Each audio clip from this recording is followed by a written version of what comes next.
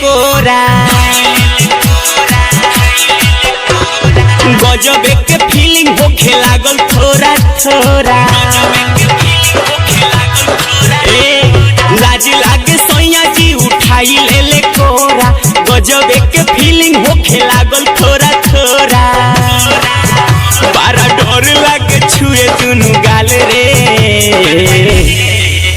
करे से जिया सैया जी बेहाल रे पूछे 12 बजे मोरा हाल चाल रे करे से जिया सैया जी बेहाल रे पूछे 12 बजे मोरा हाल चाल रे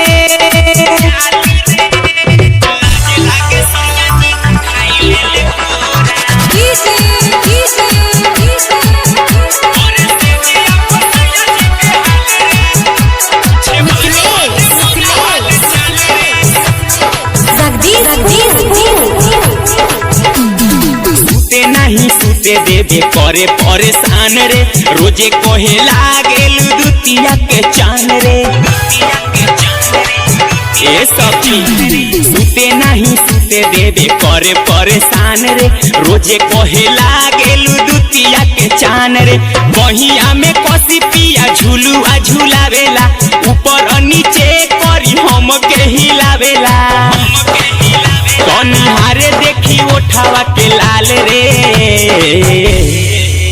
करे से जिया सैया जी बेहाल रे पूछे 12 बजे मोरा हाल चाल रे करे से जिया सैया जी बेहाल रे पूछे 12 बजे मोरा हाल चाल रे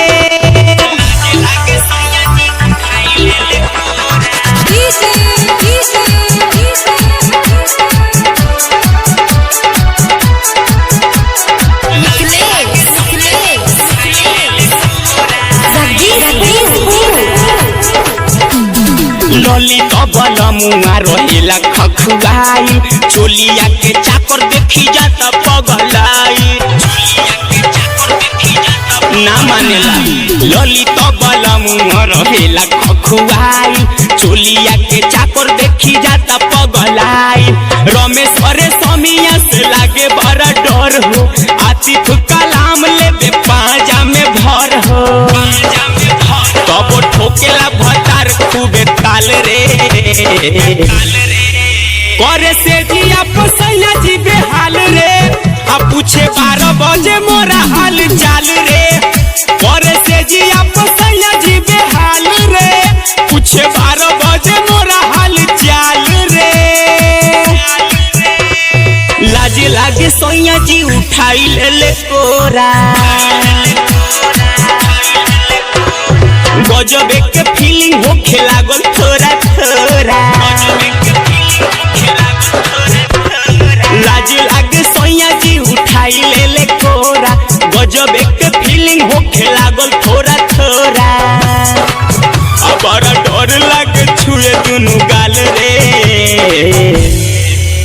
करे से जिया सैया जी बेहाल रे पूछे 12 बजे मोरा